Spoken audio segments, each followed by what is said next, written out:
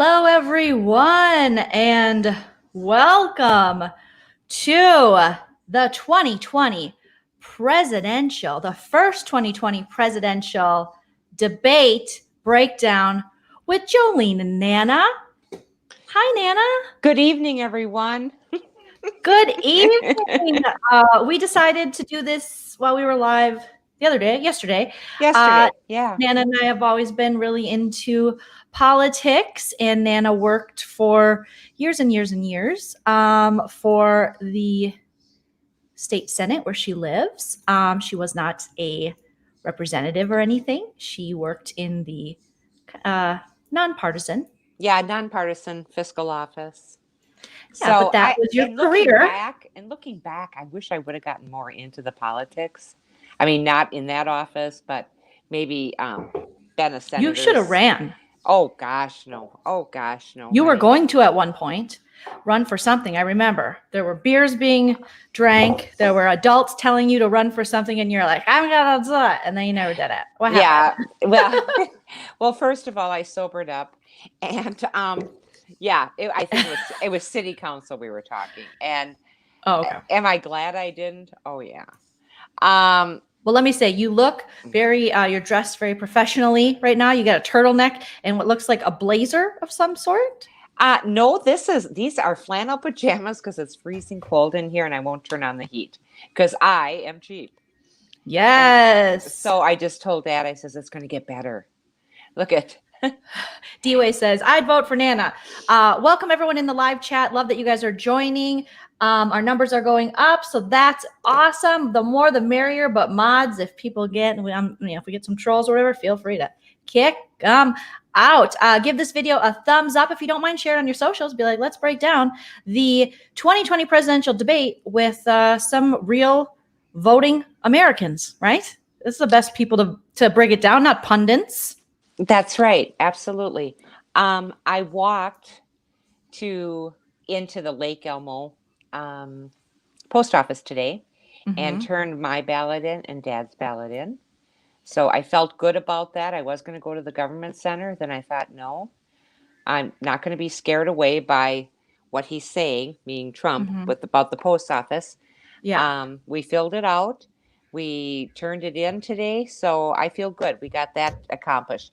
I also accomplished sending out realifications notes and coasters. So I took care of that. That was good.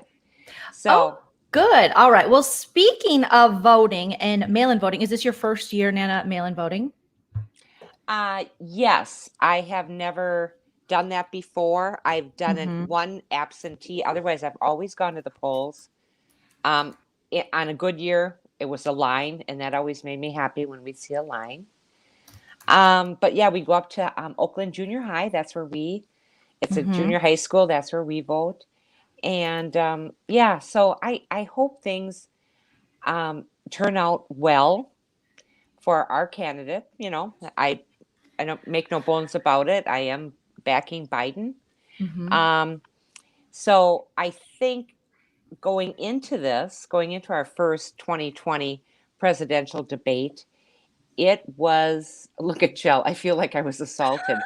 No, Chell and I watched the debate together. So you guys, we'll break it all down. But yeah, it was quite, I didn't think it could get worse than 2016, but we'll get into that. I've actually been a mail-in voter for, I don't know, over 10 years or so. Oh, okay. Living in Arizona, I learned about the beauty of mail-in ballots. And then in California here, Chell and I have mailed in every time.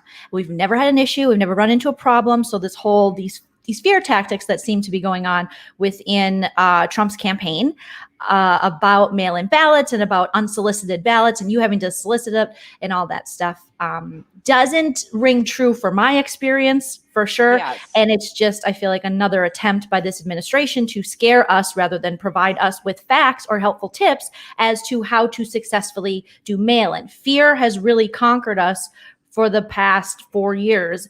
And that was definitely shown in this debate, right, Nan? I mean, what did you think, Nana? Most definitely. And I understand that they couldn't have a mute button on this. That was not allowed. It was not allowed on this. Too bad. Otherwise, it could have been more informational. You know, we wanted to hear what each one had to say. Yes. Wanted to hear it. Wasn't able to because President Trump was talking over everything. On every and Chuck Wallace, he did call him out on it, but it didn't matter. He just kept doing it. So he really didn't have control of it. I think he had a really hard job tonight with that. Yes. He had to be reminded that his campaign said they're staying to 2 minutes, and they both agreed to that. Oh, look at this. I like this. This is someone new for me. So I'm going to be highlighting comments, Nana, for us to address too. So you guys feel free to leave your comments and questions. Again, we're just voting average American voters, I guess you could say. I don't know. We're middle class voting ladies who I tend to be more progressive than Nana. I think you're more, a little more moderate, but we both have been, Democrats. Am I, to be full disclosure, am I someone who is happy with the Democratic Party? No, I'm not happy at all with the Democratic Party. And I think we should have more. I think there's a lot of things that need to happen in order to make our democracy and our voting process better. I think the first thing we have to tackle is campaign finance reform, which has been an issue in this country for so many years, where you shouldn't have to be a millionaire to represent the people of the United States of America. I think vested interest, corporate interest, things like that, super PACs, very against that. And the Democratic Party and the Republican Party have both been very guilty of this, and they do not want to cut their donor ties, which leads them in a direction where they can't properly represent us. Because if you are representing corporate America and you have vested interest, why would you represent me or Nana or your average American? So that, to say the least, versus electoral college issues versus the popular vote. And we've had so many issues through the years, but I just think we need more options. We need more parties. This two-party system has failed us for a long time, in my opinion. But that's kind of where I stand. I'd love to see a third party. We had that in Minnesota when Jesse Ventura ran as a third party, and he won. No one could believe it that he won. Yeah. And I think if his feelings weren't hurt so badly and he was a little stronger with it, I think that's a tough job being a governor, being any kind of elected official. I just think that we could have had a real strong third party had he not been so defensive. People are going to always find fault. You just have to pull up your big girl pants and big boy pants and just go on. Your big girl Haynes her way. Okay, so let's see what Ice Swan is asking. Hi, you guys. I'm a young voter. I'm trying very hard to view this objectively. I don't want to vote for someone because my family is, but this debate made it hard to root for either side. I think that's an excellent point. I think, Nana, and I'll let you tell me what you think next. I think what we've lacked in American politics for a very long time is civility. And it has turned into an episode of the Bad Girls Club where you are basically just talking over each other, fighting each other, accountability and civility. So our elected officials are not addressing the questions we have as the public has. In these debates, you saw Wallace try to deliver, and we see a lot of moderators of the debates try to deliver these questions, and there's no respect, there's no decorum, we can't, like Nana said, we can't hear what you're saying. And if you always deflect and default to something else and never really answer the question, then we don't get the answers. And this is what divides us as a country, because then you say, well, my guy did, wasn't as bad. That's what it's come down to, because both Biden and Trump interrupted. Was Trump worse in this? Yes, but this is Trump's MO. This has been his thing. This is what he did to Hillary. Hillary scoffed it off a little more. She, in the 2016, I think just thought her confidence going into it, she did not think that Donald Trump stood a chance. And I remember when she had what would arguably have been, for any other candidate, the smoking gun, the grab him by the pussy tapes with Billy Bush on the Access Hollywood bus, we were all like, oh shit, he's going down. No. He showed up and I think he brought like Paula Jones or something. Like he brought Bill Clinton's accusers and was able to get out of it. So you watch it and you just think, if other countries probably look at us and think we're cuckoo for Cocoa Puffs, watch this and think this is how our democracy works, it's very sad. And I was alive and I love to hear her question, especially when she's saying a young voter, and the idea that she is going to get up and vote, and not just vote just because that's the way her family did it. Because my family is split as far as how they're going to vote. Mm-hmm. And I understand that, but I don't understand that because we came from union households, my household. My mom was in the union, my dad was in the union. So we did go with the DFL. My dad would not say DFL. He would always say he's from the Farmer Labor Party, because that's what they were known before DFL. He was the Farmer Labor Party. So, saying that and what I equate, and I hope this helps you when you're thinking about voting, what I equate the Democrats with is trying to get health care for us as a nation, trying to not be able to be a right for work state or right, we want to have our unions. Our unions are the ones that have gotten us the weekends off, holidays, sick pay, maternity pay. This is what they fought for. This is why we have those things. You can't just do away with it. Do I think everybody should be in a union? Well, in a perfect world, maybe, but they have helped. They have to get us a decent minimum wage. And I look at the Democrats and I think that's what they're about. They're about family. They're about trying to get people back on their feet, to be able to stay in their homes, not to go broke because they have a terminal illness. That that the idea that, if we don't have this Obamacare or some form of it, that they can look back at your history. And if you have something prior to going into the doctor, they don't have to cover it. There's a lot of things involved in this election. So, let's talk about Lady Dice. Okay. Oh, sorry. Lady Di and I have talked about this before, and lots of people know that I lean toward this way totally. I believe both parties are bought and paid for, and I think the DNC and the Debbie Wasserman Schultz and what went down with Hillary Clinton during the 2016 election, I think was just it just betrayed Democrats on so many levels. And I think a lot of these people, feel entitled to positions like this through the years. We've seen our candidates, you do this for this, amount of time, you will be the candidate, when it should be more about what the people want, what we want seen represented. And I think the failure of the Democratic Party for a long time was the fact that they were just giving people positions because they went through the motions and did what they were supposed to do. And so I think Hillary felt entitled because in 2008, technically she was supposed to, be the it candidate. And then they, pivoted toward Obama. Right. And so she felt some type of way. He gave her a cabinet position. And then 2016, she's like, this is mine. But the people and the younger people and older people as well were speaking that they wanted to go in a more progressive route. And I think a lot of Democrats, and I don't want to speak for all of you, but it just sucks that we all have to identify as Democrats, because I don't think the Democratic Party really speaks for us as much as they need to anymore, or as much as they don't speak the right things for us, because I think a lot of us want healthcare. I think to push forward this false narrative that that democratic socialism is anything like communism is just inaccurate and it's irresponsible.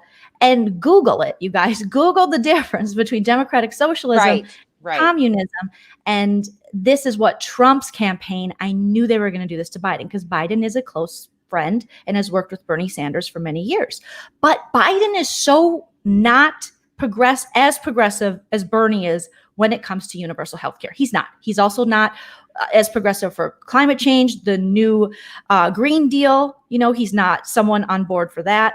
And he was vocal about that. He's also not for defunding the police, which is a very progressive stance. A lot of us more progressive Democrats want him to take. And he's not going to do that. I think it'll help him with moderates. But Nana, do you think there really are that many people in the middle? Like, do you know people wavering on I don't know if I'm going to vote for Trump. No, they're steadfast. Most people I know who they're going to vote for. And for some reason, and I have trouble with a couple of my friends that are going to vote for Trump because they are my age. And when he's talking about, and you have to look at what's important to you and what's important to, for the United States as a whole.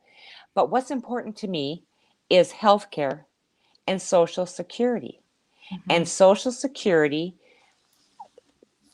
President Trump says he wants to defund Social Security fund.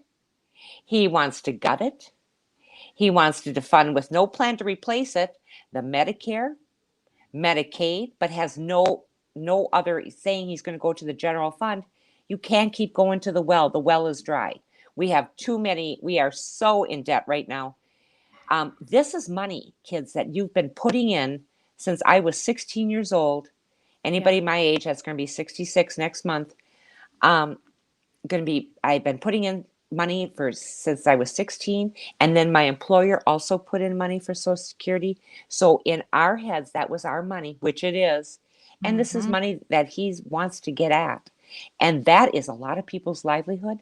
A lot of people weren't lucky enough, and I mean lucky, to have a retirement plan to live on in these years, or senior years, and they just live on Social Security. So when you're just counting on that, can you imagine the foreclosures we're going to have, the people in the streets? If that goes through and they pull Social Security, they, and I'm saying President Trump, they don't know what we live on. They can't imagine the money that we live on. That isn't in their realm. We have our certain amount of money, like we said in different podcasts, and we have to, be on a budget. His never-ending idea of going to the general fund to try to replace this money, the only thing he wants to do with Social Security is to get his big money people, his big friends with all the money and employers, they don't have to put into that Social Security anymore. And that would be a win-win for them. It would be a lose-lose for my generation and all generations behind me. Because what are you going to live on? Because they're pulling the retirement funds too.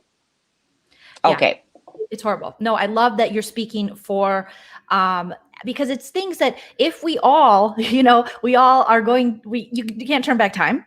So we all are going forward and aging, and it's all things that, Social Security, by the time I get there, or, it's not going to be there the way they're doing things. Well, it will be there under a different administration. Oh, yes. If we save it now. I'm just saying that Biden does not he wants to expand Social Security. And so did Bernie. He wants to expand Medicare and Medicaid. These things, this is healthcare for people. That should be our number one priority. What they should have really focused on, and they did a little bit, was COVID. He has all those deaths. And he said, and I liked when Biden said, you didn't want us to panic. You were the one that panicked. We should have known about this when you found out about it. One thing I didn't like what Biden did, he called him a clown. Is it something that he wished he could take back? I bet he does. Did I smile a little? Yes, I did. Another thing that Trump did that was horrible is he mentioned Biden's son being on cocaine.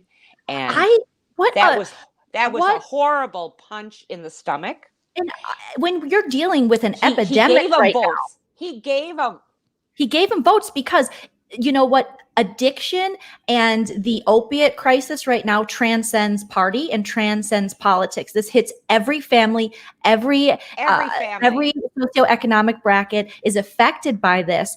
And so you speaking poorly of someone who has been open and had to be, most likely for because of the position their parents are in, the position they're in, speaking to that when so many people are suffering, and you also not having a plan. What is Trump's plan for the opiate crisis? What is Trump's plan to save people? We have lost very close family members to overdose, to fentanyl being laced in heroin and things like that. It is something that almost, I would say every American family has been hit by. So the fact that he was Yes. so dismissive and judgmental, and the way he spoke of it was disgusting. It was truly not surprising, but very disgusting.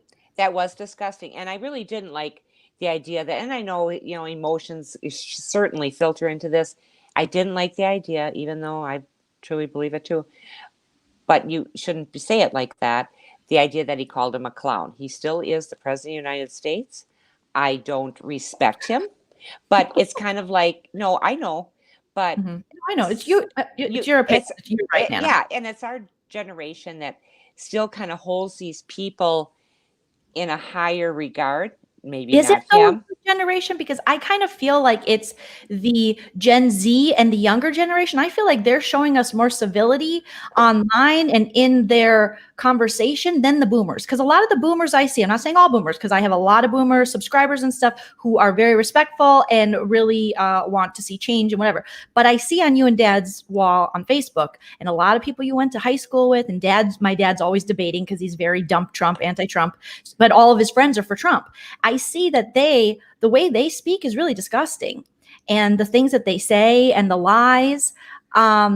So I actually think a lot of that age group who votes for Donald Trump likes, and we have family members who like that he says stuff like that. They like, because they think he's talking like a real American, but that's American that I want to be a part of running the country. See, I don't either. Now, Kiki, is it Kiki for free?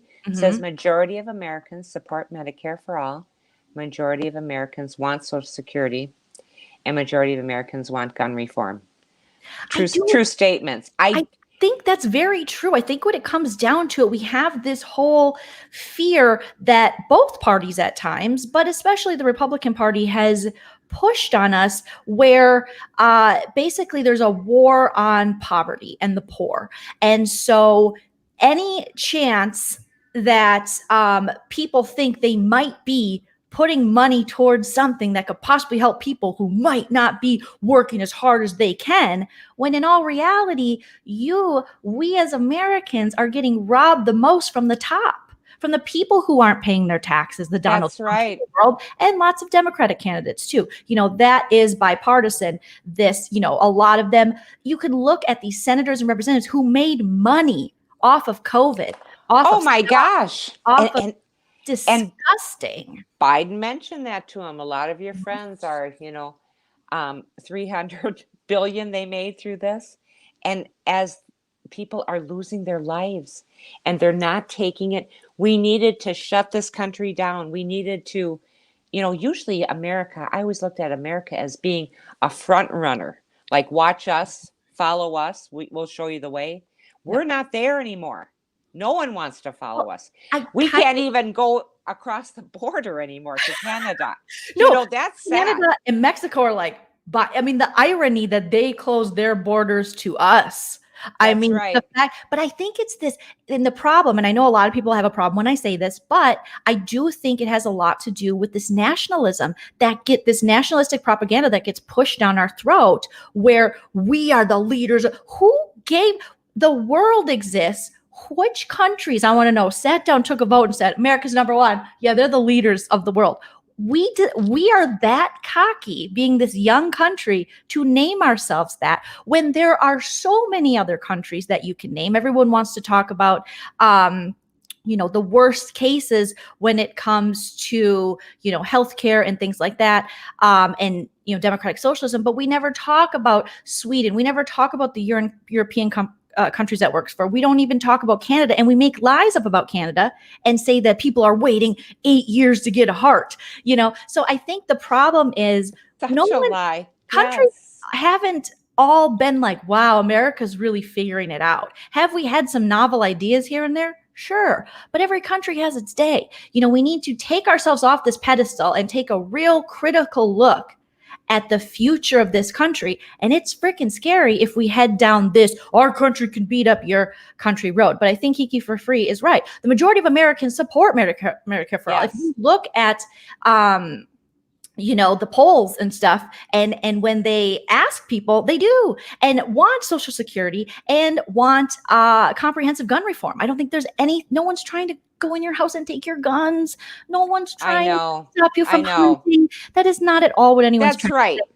Now, That's Eddie has a right. good question, Nana. What do you think? Do you think Biden, if he's elected, can he be pushed farther to the left?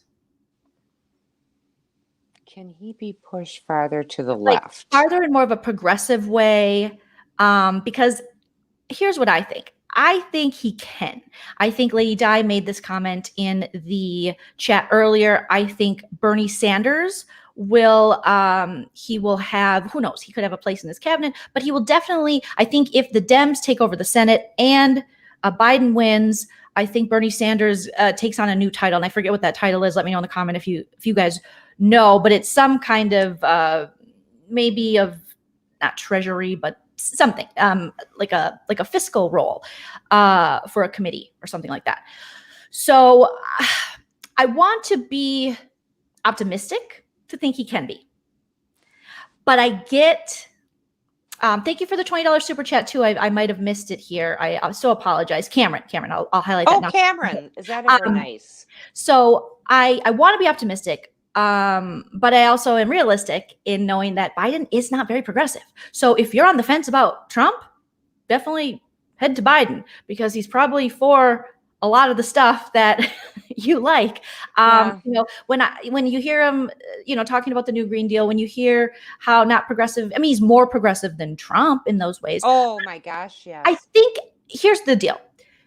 There will be more progressives in his ear than Trump allows. You know, like I don't think Chuck Schumer, I don't think Nancy Pelosi, they're not progressives. I think I am not a big fan of Nancy Pelosi. I think she's very performative while she's signing Trump's bills into bills into laws. She's back there ripping paper and doing these like, look at me. It's like, no, help us while you're sitting in, you know, she's another one. Too much money for her own good while you're sitting there eating your, you know, packages of expensive ice cream during a quarantine when people are dying in a pandemic and are losing their jobs and stuff. It's just our representatives, our politicians, they cannot relate to us. They can't relate at all. And I think that's what we're looking for guidance. We are looking for guidance. When you see a whole country being brought down to its knees over this pandemic. Mm-hmm. And then you have your government, your president, just throwing it out to the states going, what do you think? You do what you think's best. 2 months after the fact that he knew about it. Horrible. And everybody has a different thought on it. Some people want to wear masks. Some people don't. Biden said he is going to have mask mandatory. He might have to shut some things down. Mm-hmm. Going to have to again because Wisconsin is just going crazy through the roof with COVID cases. This isn't over, kids. Everybody's still having their parties. Everybody's having weddings. Everybody's running to showers. Stop. Mm-hmm. If everybody stops, we got to get on one bandwagon here. So that was my thing. And the United States. Yes. Be united. Because these states like I live in like California, who we've been quarantined for a long time. Then you have states like Florida and it just F's it up for everybody. So the Florida governor just opened everything back up again. And we're going into a new flu season with the winter. Yes. And the fact that you've been able to be outside and has kind of lessened, I think, the spread. But now everyone's going to be back inside. And so you're going to be leaving these cold states, going into Florida to party and hang out and do whatever, and then bringing it. And it's just COVID soup. It's never going to go away until we take a united stance on it. And we have to take action. And that's one of the things Biden had promised. Mm-hmm. If he becomes president, this is what he's going to do. He's going to have to. Cameron is saying, and thank you again for the $20. Thank you for the thoughtful commentary, Joleen and Nana. I'm 39, but very shook by what I saw tonight. I was very shook by what I saw tonight because I had tears in my eyes because I remember 1960 sitting there. I was kindergarten, first grade, watching the first presidential television debate between Richard Nixon and John F. Kennedy. And it was civil. It was civil. If Nixon can be civil, anybody can be. It's just, a lot of people argue that, well, I like the honesty. It's not coming from an honest place. You guys, this guy, Donald Trump, is playing a role that he thinks and that a lot of American people have bought into. He's not this guy. He's not this guy. He's not this guy.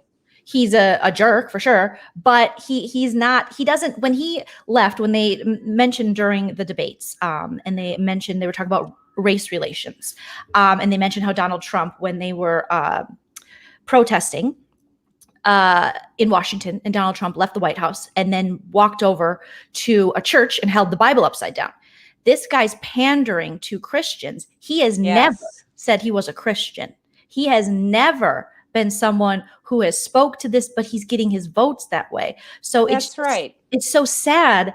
I mean, we know they all fake the funk, but this is the worst case. And Chell actually sent me a really interesting tweet that someone had tweeted out, Nana, during the debate. Elliot Williams tweeted unsolicited opinion when they were talking about race. He said, unsolicited opinion from a black man. Everything that's wrong with race in America is 3 white men starting a conversation about race and having it immediately degenerate into an argument about law and order. Yes, absolutely. And he's talking from his being a black man. I'm thinking as a white woman, thinking there should be a woman up there. I mean, we're not being represented, I think represented. It's the same thing they feed us over and over. Yes, but the problem is they went right from talking about race relations, which has nothing to do with law and order. Why do you equate talking about African Americans in this country or talking about Latino Americans into law and order? Why, if you went in, if they specifically were talking about the police and things like that, but at the time they weren't. They were just talking about race. So I thought that was, it's very telling where our implicit biases will drive us to during that debate. And there was no representation from everybody. And like Michael Henkel's made a great point. I like this. Yes. Socialism for the rich is what's happening, Sally. It's true.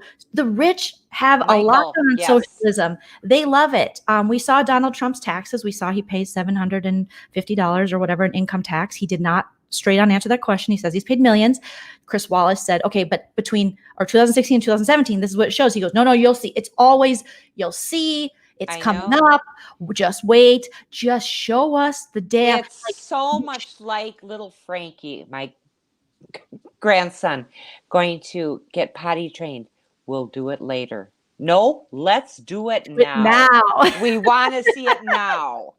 That old shit or get off the pot. Just get on the pot, Frankie. So I was so saddened by this one too.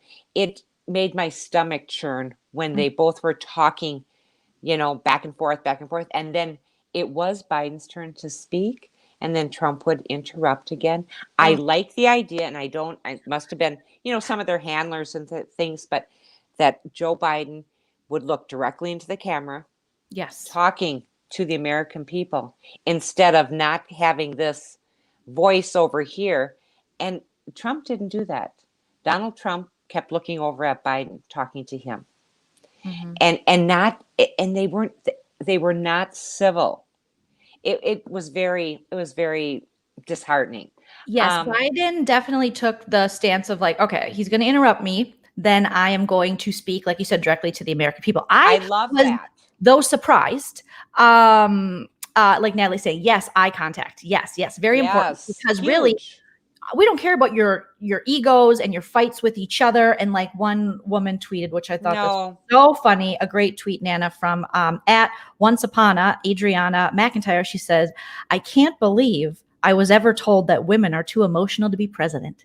Because these two men. Yes. Thank you. That was good. That's very good. So emotional. So I was emotionally charged. I can feel it in myself. It's going to be a hard time to get to sleep tonight. But they are these men are supposed to be talking about policy, talking about things, plans that they have to better this country and push it in a forward motion. But yet they are literally calling each other names, speaking over each other. These are two of the worst candidates I've ever seen debate in my life. If I had to pick a winner, I would say Biden, just because he answered questions more directly than Trump, which isn't hard to do because Trump never answers anything directly. And he did take the tactic of speaking directly to the American people. I was actually surprised at how Biden didn't take the bait as much as I thought he would, because you could tell Trump going into this, he was like, all right, we know that we've seen Biden have like mental farts and just, say strange things, and he can get aggressive. Both of these men are very aggressive, very aggressive. So I was surprised that he didn't take the bait, because Trump went in and was like, I'm just going to keep like railroading him. I'm just going to boom, boom, boom, boom, boom, never let him get a minute to think. And then he'll get all in his head and confused. And then he'll get really angry. And that Biden we saw on the campaign trail during the primary will come out and hey, you fat, or whatever, when he called the guy or whatever he said, we'll see that guy come out. And we didn't see that. We did see a clown. I actually, as much as I talk about civility, there's only so far you can be pushed to where you need to call it what it is. And so I get it. Say to the American people, he's acting like a clown. That's very mild. Well, he did say you are the worst president this country has ever seen. And I jumped up and clapped. I'm sorry. Do I think this should be name calling? No. Yes, I like this. Ray says reality show reunions are more civilized. Yes. Yeah. Shane Knapp was saying here in the comments that Andy Cohen should host these because he's used to having to break up. That's right. There you go. Or Sean. Ray, you're very right. And maybe Shane, Sean, you're right. From the 90-day tell-alls, 90-day fiancé tell-alls. She could host it. She's very mellow. But I think just the look on Wallace's face, the idea that he thought he was going to have this under control, and then that look of stark realization, like this is going every which way but loose.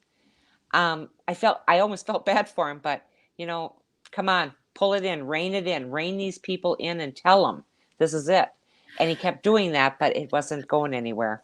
Falling on deaf ears. I think there should be, do we have to institute, it's so sad to say, but institute something where you turn off the mic. You literally have 2 minutes and then I turn the mic off.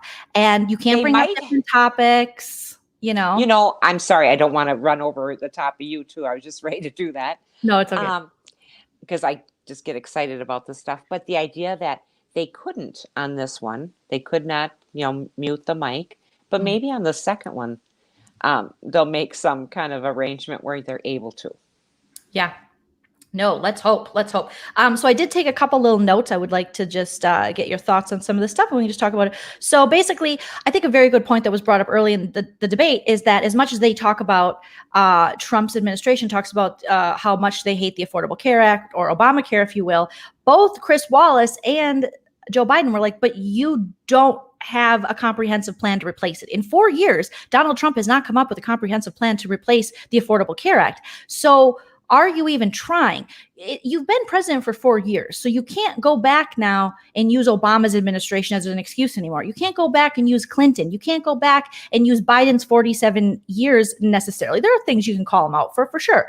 But it's just, it's you, sir. So when I see his supporters say things like, Trump will get us out of this. He got you in it, you guys. He had 4 years and he dug the hole deeper. We are in a pandemic. The economy is busted. We have civil unrest, racism, and violence. As much as Trump wanted to say it was worse during Obama, it was not. We did not. No, we didn't see this. We did not see this. No, we did not see this in Obama's tenure, or 8 years, right? He had 8 years. And wasn't it interesting that Chris Wallace brought up the performative actions that Trump took towards healthcare 5 days before the debate? He took some kind of thing that just appeared to be very performative, because 5 days before the debate, now all of a sudden you care about a plan for healthcare. But Trump just goes on and says, I'm getting insulin. It's so cheap. It's like water. He is a snake oil salesman. He is. He was very disrespectful to Chris Wallace straight out the gate.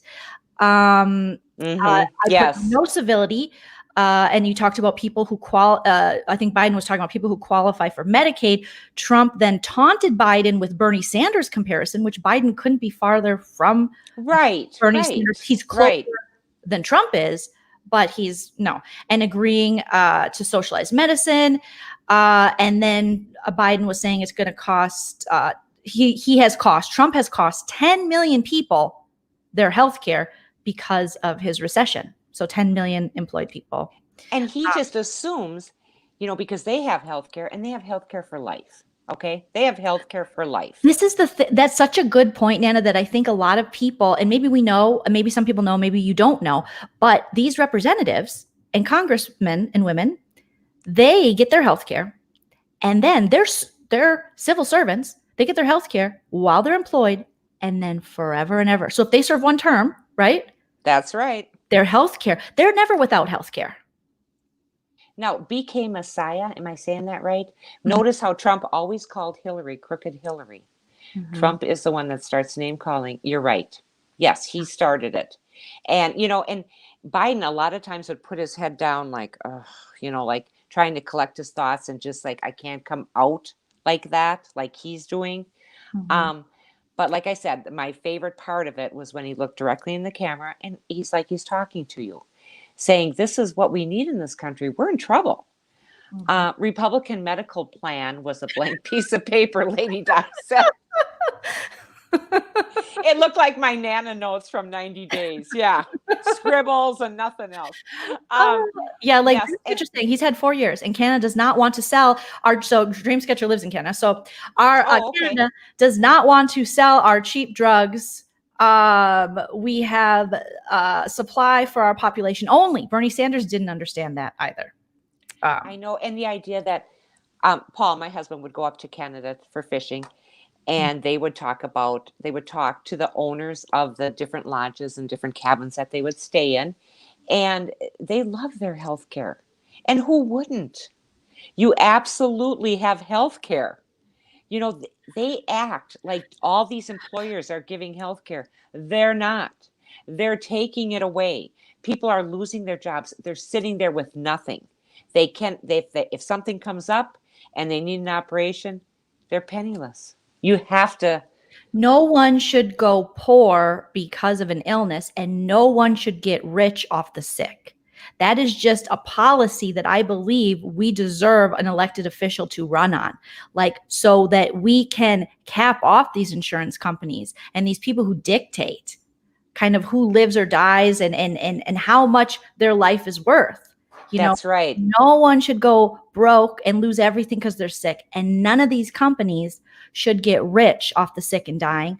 Well, these pharmaceutical companies, they're just, Michael and I could be good friends. He's saying farmers were the highest filers of bankruptcy in 2019 due to Trump's trade war. Mm-hmm. Absolutely. Absolutely. And without our farmers, we're going to starve kids. It's important. We're a farming community, Minnesota, Wisconsin, Iowa, the Dakotas. Yes. Mm-hmm. Oh, and I know you're so cute. Subscribe to the channel, and we appreciate that. This has been just my stomach's been uneasy all day because of this, knowing full well this is a tough time for Americans. It's a tough time. I shouldn't be a tough time to make a decision as far as how you're going to vote, but everyone's got their own thoughts. And that's why it's wonderful in America. You get to choose, but don't listen to these polls that say Trump's ahead or Biden's ahead. So why does they my lied vote? in 20? They lie. Yes, they don't know until people show up. That's right. Oh no! So please show up, or please vote by mail.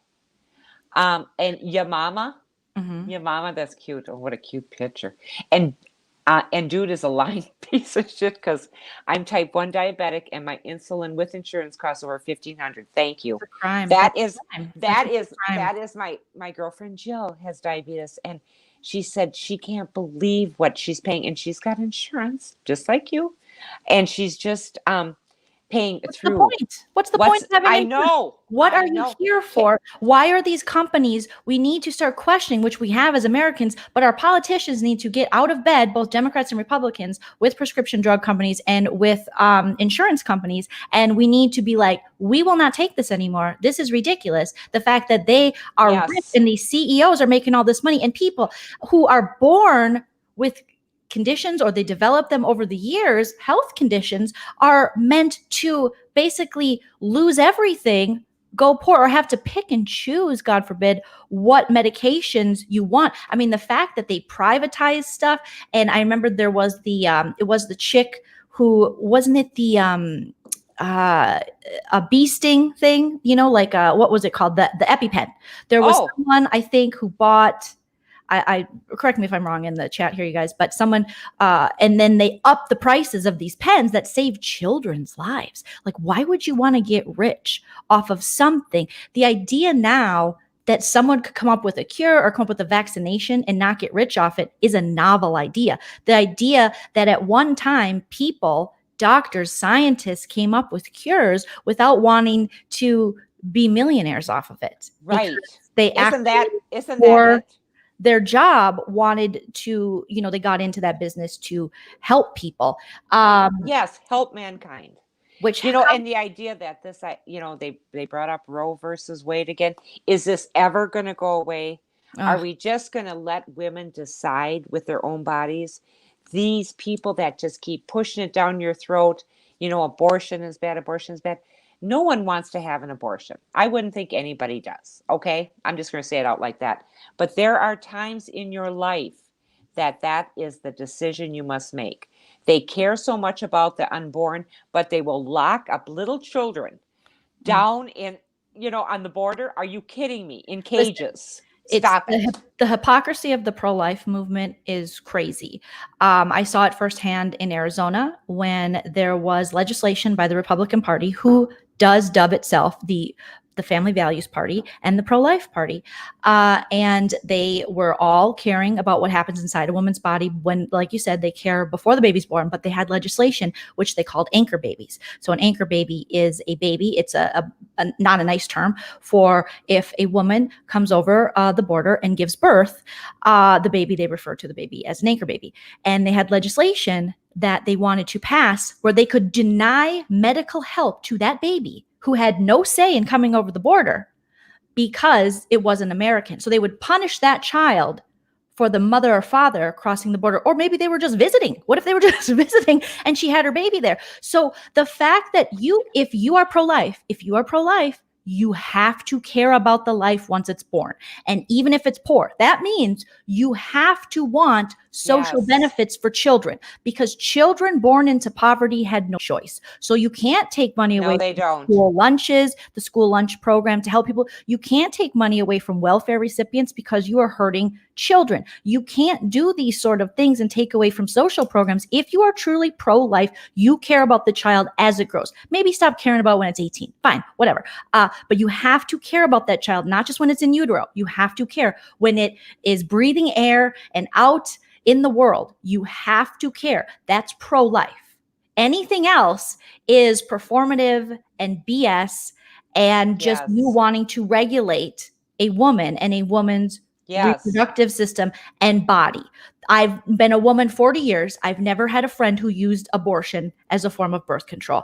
I have never had these scare tactics. I've heard of a third trimester. I've never, any of these. Never. I've never heard of a woman just lollygaggily being like, I'm just going to get another abortion this week. They're so fun. That doesn't happen. That's not a thing. That is not a thing. It is You can take it away, but it will not go away. What will happen is more women and children will die.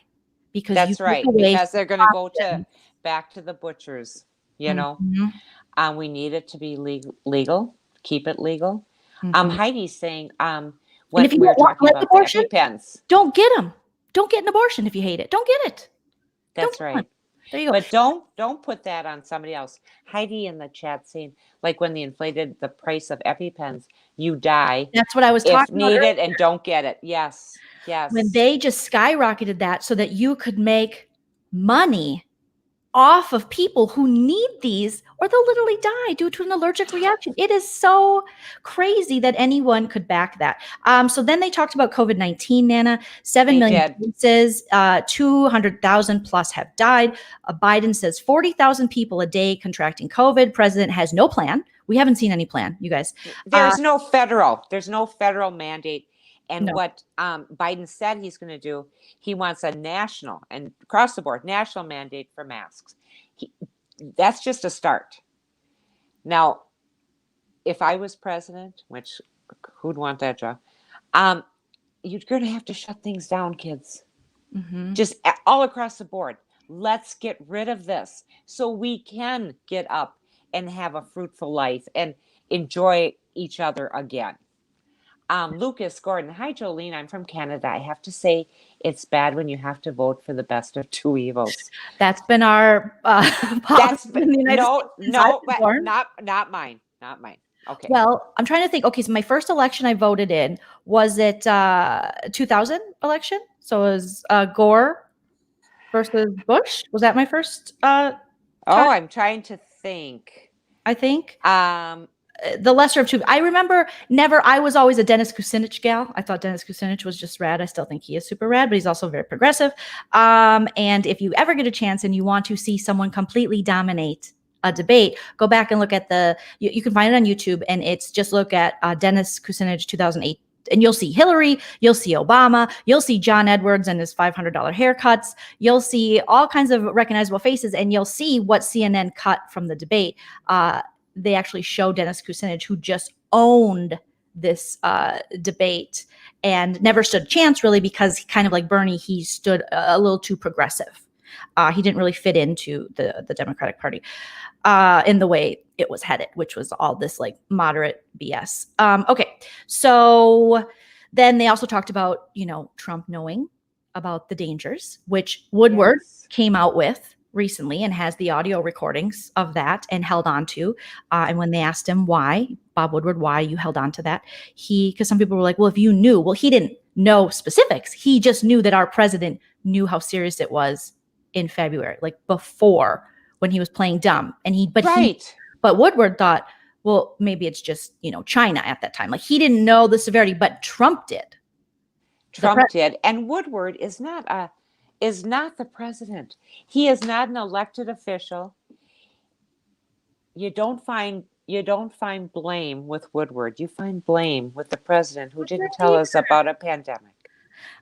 Well, Trump went then to say that he used, instead of answering the question about COVID and what his plan is and all that stuff, and when Biden said, you're not even providing teachers with masks because you think it is not right.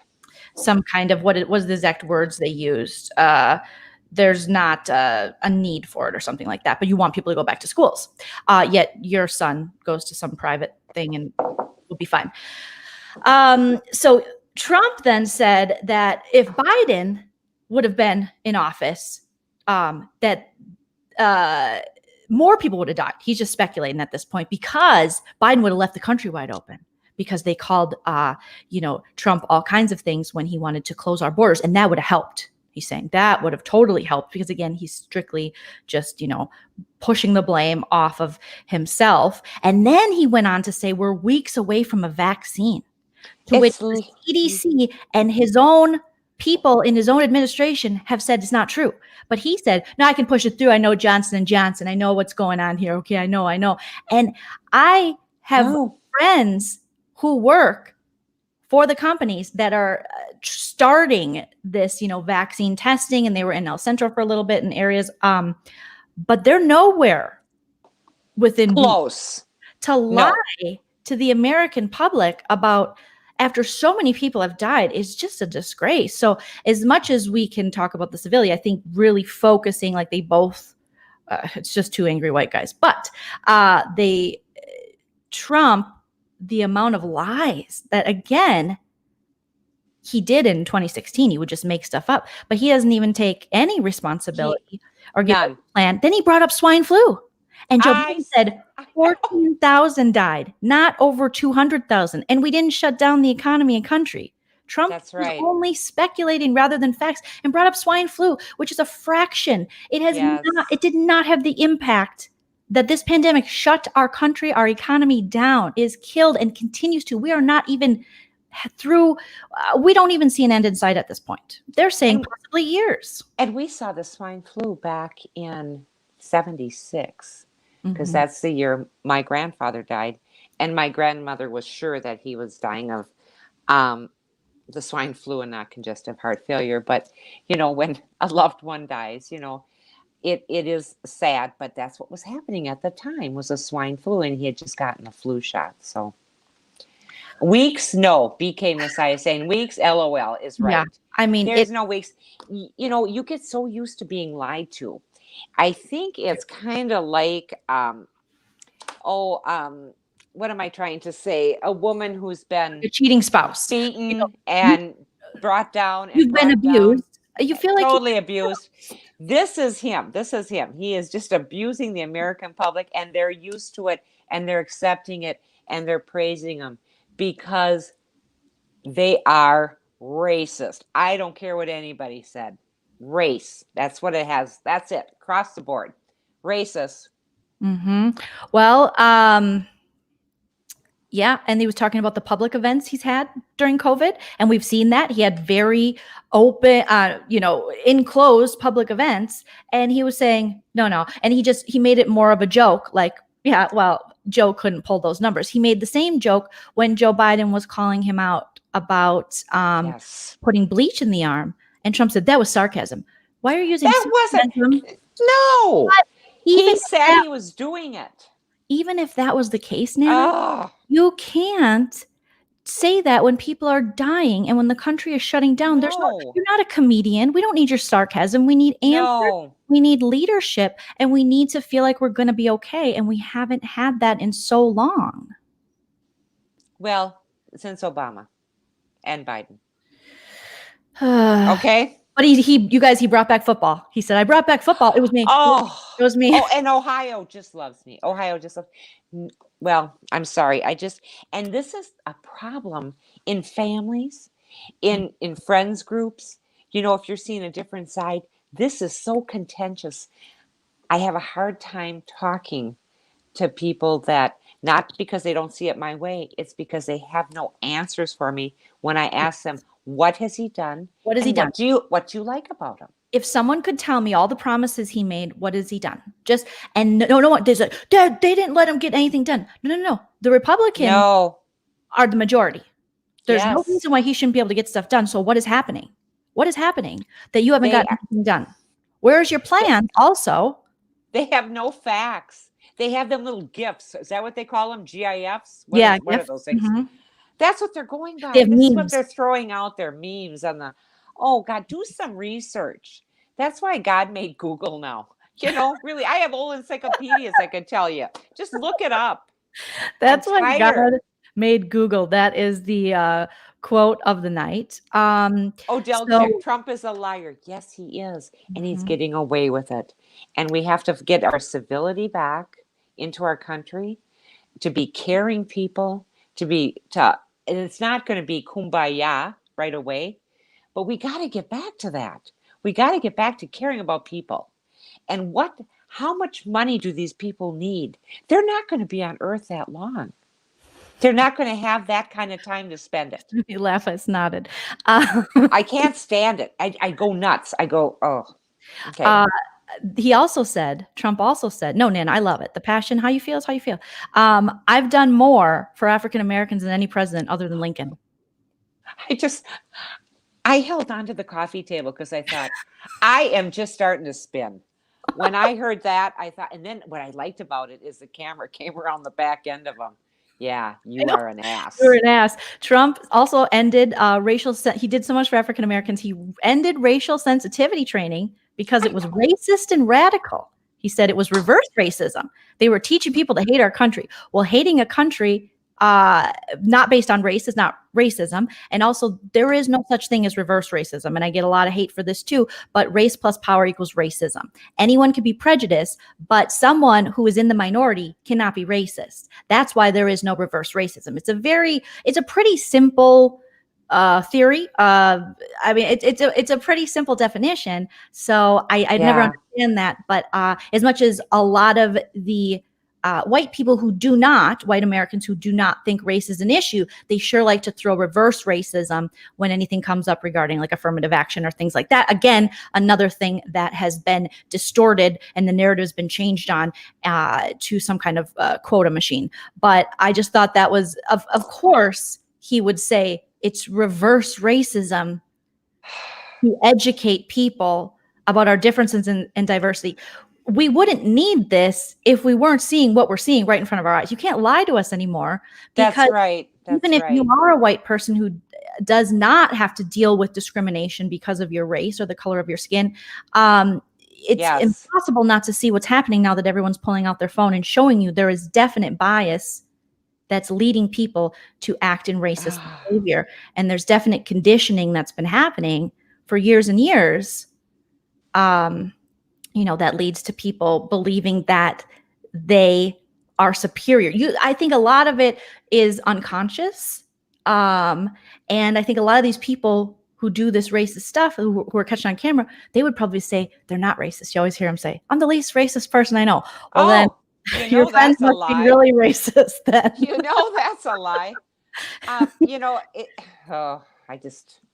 I'm sorry. I just get too emotional over this. This is our country. We have to start caring. We have to get back to a better place. I'm not saying let's go back to the 50s. I'm not saying that. I'm saying, but try to find some strength and faith in order to get to a better place here. I thought one of the worst parts of the debate, other than, Trump was saying, Biden can't say law and order because then his radical left supporters will leave him, which is just, again, it's basically, I saw this on one of Dad's threads. He fights with his high school friends and they all, they're like, I was one lady that said in a thread on Facebook, she said, well, just Paul, because we're from Minnesota. And she was telling my dad, she said, I was a Democrat until all these riots happened and then they burned down my business and think about us. We got our businesses burned down. And I thought the privilege of this woman to a building. Yes, that's horrible that your building was burned down, but there's insurance for that. The privilege of you to compare that to people fearing for their lives for walking down the street. The privilege of you to compare this to a Breonna Taylor situation where the police went in her home and murdered her, woke her up from a sleep, and she's not even getting justice for that after dying. So the privilege of this white woman to say, my business, that's why you have insurance. A fire could happen not even with, rioting and also, protests and rioting are two different things. They are. And there's peaceful protests that he brought out the National Guard on through. Yeah. I mean, you don't do that. You let people protest. That's our right. Well, peaceful protest. A good question for you, Nana, and not that you can answer for every boomer, but I was raised to learn about the baby boomers and to learn about Vietnam War and to learn about, at the time, you baby boomers were the ones who were like peace, love, protesting, change, Gloria Steinem, feminism, ERA now, but a lot of these, and maybe it's age, I don't know what happens. A lot of these people who are the same people that are like, yeah, protest gets shit done, gets whatever, are these people who are like, this is disgusting. You better stand for the flag. And how dare you peacefully protest? But that was your whole generation. That was its mantra. That was our mantra. And some of us hung on to it and came into the new millennium. Thank you. That's it. Millennium with it. And some of us made a whole lot of money coming up and they changed. Oh, money changes you. Money corrupts. Does. Well, that's what I've seen. Like you still, George Carlin, where is he? That's who we need right now. We need George Carlin. Those kind of people that spoke to us. That I don't know.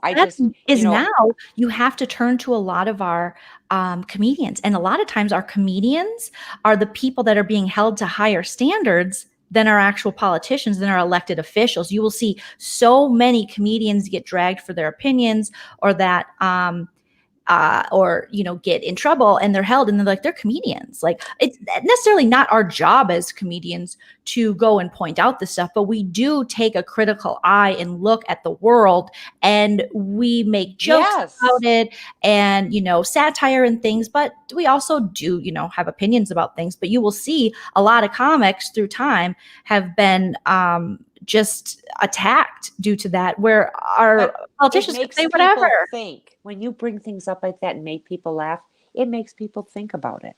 I think it's such a wonderful way to get your point across. Lucas is saying, what is Lucas saying? First time I've seen that on the channel. I absolutely love the passion. I don't even live in the same country. We are one. We are one. When you break it all down, money isn't going to do it. Money's not going to do it for you in your life. We have to have a message of love. We have to just get along with our neighbor. We have to bring this country back.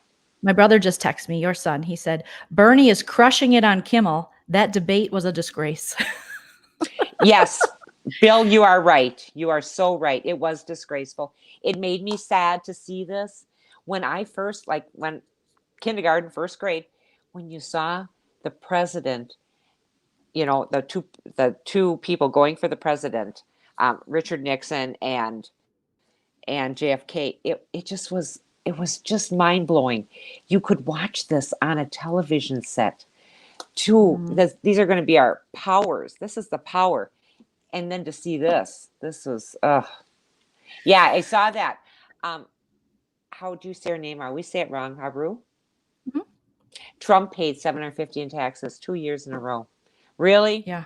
Raise your hand if you paid a whole lot more in Fed taxes than Trump. Yep. Hello. He paid less than teachers on a teacher salary. But according to him, he paid millions. But somehow the IRS did they just miss it? Did they not see that? Who are we supposed to believe? We just believe this guy. I think one of the worst things of the debate, though, one of the worst, was the fact that Trump was saying that mail-in ballots are being sold by postal workers. Oh, where does he get this stuff? Thrown out in rivers. So that scares people. And then people go, see, he's telling you stuff the liberal media doesn't want to tell you. Listen, CNN is trash. Fox News is trash. They're all trash. You have to find other sources of media because they all have an agenda and they're just pumping scare you. So you buy shit and you get scared and so they're all trash, really. I'm not one of these people. We got people, in the chat, who probably think I'm like a CNN crazy gal, but I'm actually not. And I know that we do have some, Trump supporters in here, like learn something from Nick DiPaolo, who's another comedian. There are some conservative comedians, for sure. Yes, there sure are. And more power to them. They can speak their piece. That's the beauty of it. And no hate towards them, because that's good for him. Do you know what I mean? So I don't know what you're trying to prove with yelling at me in all caps on the thing, but it doesn't hurt my name. Who's that? Who's doing that? There's just some dude. I'm sure it's a dude. It's got to be a dude. It's always a dude. Okay. So that's the worst thing. So he's lying about the mail-in ballots, and he has, and then he urges supporters to be poll watchers. And he said, Philadelphia. Do you know how dangerous that is? You are not supposed to F with people and their voting. There's not supposed to be any kind of voter suppression. People should not have to fear. No. That's what's going to happen. You are encouraging your supporters to be Karens and decide when they have no knowledge of being poll workers or being people that have ever run a polling station. So they're going to go in there and say, hey, what are they supposed to look for? How are they trained? You are just promoting chaos to happen. It makes no sense. That's been his mantra. That's what he likes. Chaos. Okay. That was so dangerous. Broomstick is saying you can't stand by Trump after him. He couldn't. Not able to denounce white supremacy. He wouldn't. Yes. He would not say it. Mm-hmm. He would not say it. Come on, people. Oh my goodness. I think I pray we have a good outcome to this election. Mm-hmm. I feel it. I feel that we are, because we have to get back on track. We have to do it, maybe not for ourselves, but, our kids, grandkids, nieces, nephews, not just thinking of ourselves, but think of the future. Think of the future. Exactly. I like this. Kiki for free. I like this. Riots are the language of the unheard. We see this through history in all civilizations, including the Nazis and supremacists. All those Confederate monuments came from burning crosses everywhere. It's true. Absolutely. That's perfect definition. Riots are the language of the unheard. And I would also say that there are a lot of plants that they plant at these, which have been identified. These people that go, like, for example, in Minneapolis, the guy that was first to break the AutoZone window, because they want to take away, they want to discredit any kind of movement or protest. And they do that by starting fires and riots and things like that. So you will have infiltrators who will go in and do this. And that's not some weird conspiracy tin hat theory. That's just what happens. And people now have cameras and show you that, hello, who's this dude who came in with the gas mask looking all coppish, I know. And it's been happening for, generations, since Nana was little, And so it's, and also to equate, to say that the protests were affiliated with the riots is very incorrect. And I think it's also, it's very dangerous to say, because there's so many people that still are protesting and that are out there in every city across the nation, because that's where change happens. And that's the great thing about our democracy. So these people that, are supposed to love this country so much that you can't, you got to stand for the flag and you can't burn it, even though you can turn it into a pair of shorts and then put it on your sweaty balls. I never understood that about some conservatives. Is I have uncles like that. They're like, go stand for the flag. And then I go over to your house and you have a pool and you have swim shorts that have the flag. And I'm like, that's disrespectful. Your ball should not be on the flag, nor, you know what I mean? But it is ultimately, it's a symbol, but it's what's more important, human life or the damn flag, And if someone is peacefully protesting, like Colin Kaepernick, I still think to this day deserves a apology from the NFL. Now, they're all taking this more progressive stance. It's like, you guys allowed his career to just be. That's right. There's nothing, unfortunately, what it looks like, what it appears when people on the other side say, we don't want you rioting, we don't want you protesting, we don't want you peaceful. What they're saying is, we don't want you speaking, period. Because we don't want to hear your voice. Because period is right. Colin Kaepernick was this dude, I'm sorry, I cannot say enough about Colin Kaepernick. I hate when people talk shit about Colin Kaepernick. He risked everything to help people and to spread a peaceful message of the injustice in seeing people that look like him being murdered and being targeted. And he risked it all, and he was willing to, in a society that we've made into who has the most money and the most followers and the da-da-da-da, he risked it all.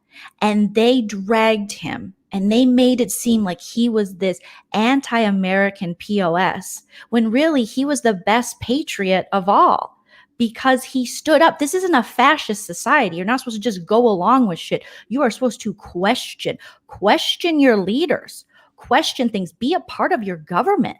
You need to be an active participant. Colin Kaepernick deserves a huge apology. And the fact that people still drag his name just shows how willfully ignorant they are to the cause. He peacefully protested. Nothing was disrespectful. He didn't give the finger. He didn't pee on anything. Right. He didn't, you know what I mean? He didn't turn his back. He took a knee.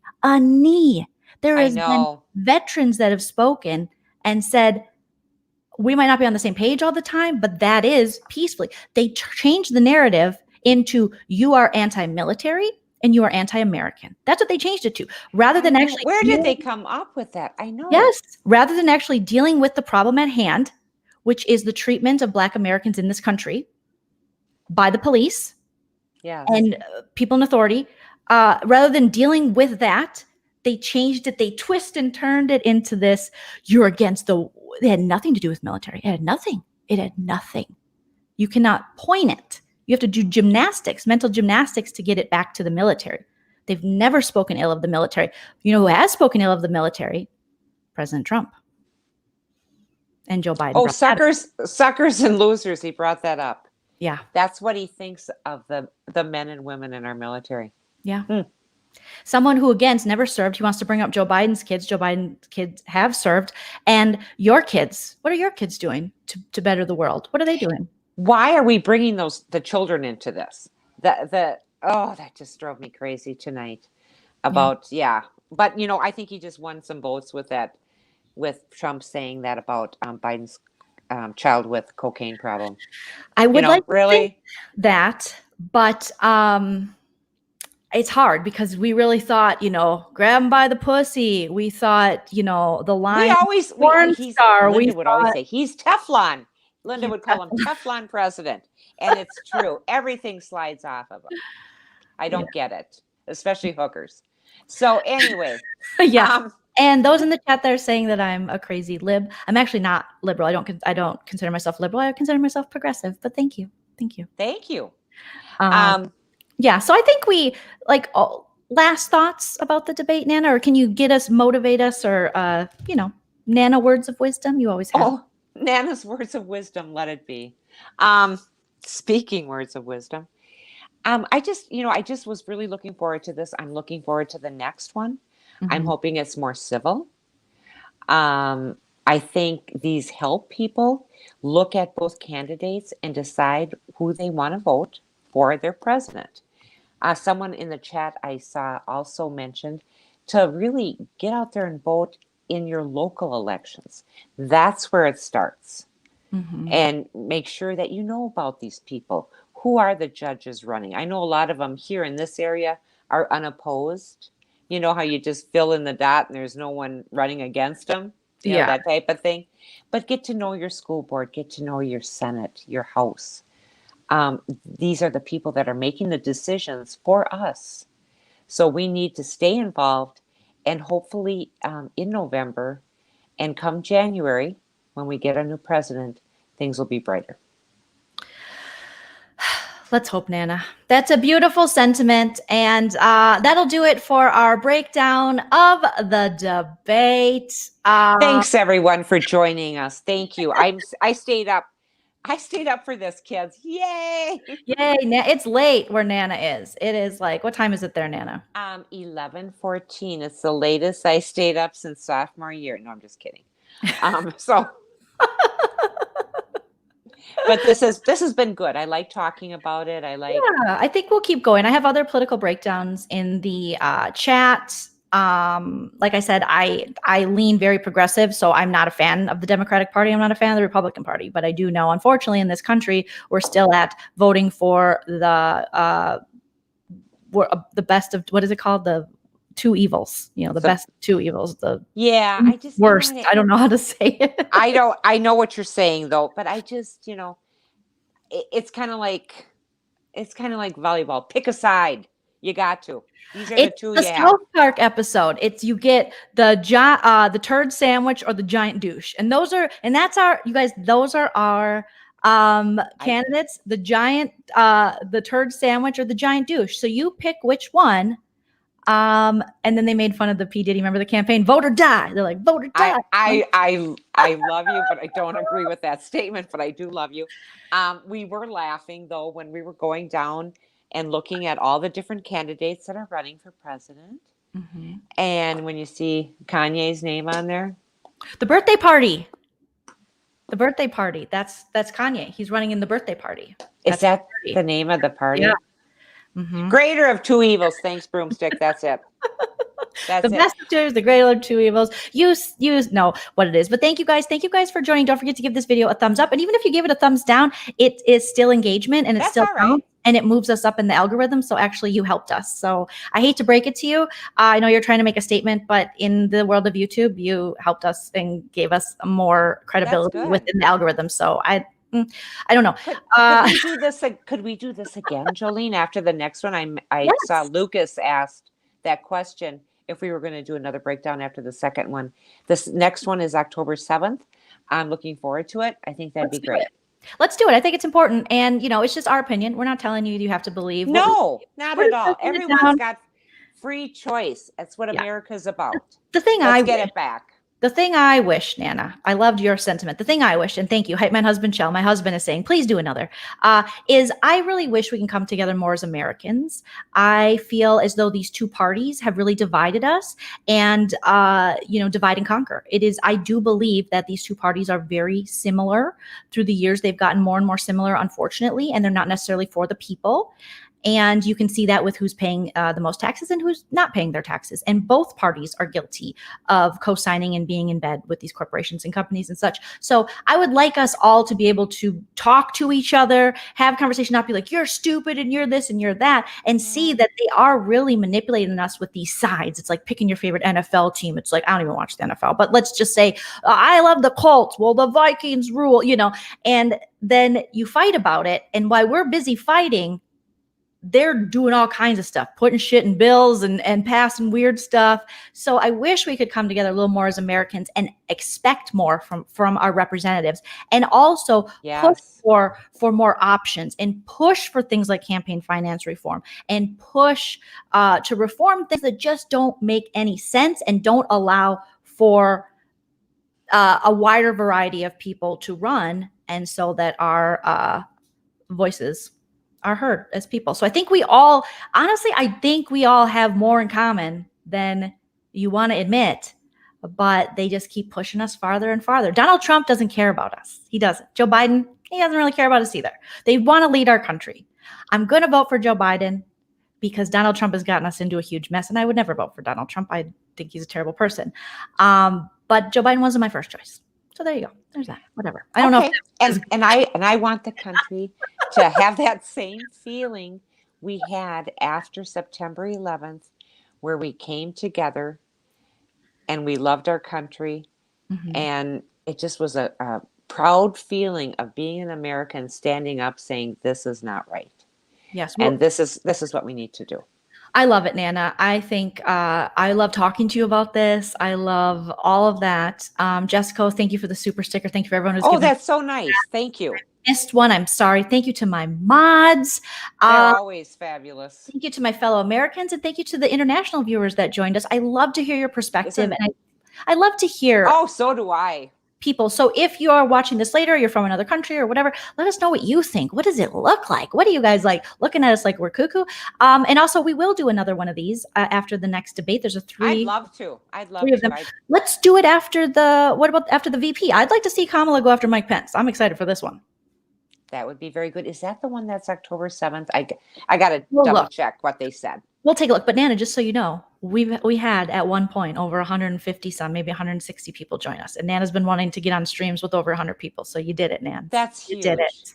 That is just huge, you guys. Thank you. That's so huge. All right. Well, no matter where you stand, we love you. We wish the best for you, and we wish the best for this country. Hope that people, we get out of this pandemic, and I hope that we get to a point where our fellow Black Americans and our friends and family can feel safe and not feel like they're targeted and not have to fear for their lives. So Black Lives Matter, justice for Breonna Taylor. Let's all go off in love and solidarity and have a wonderful. I like that.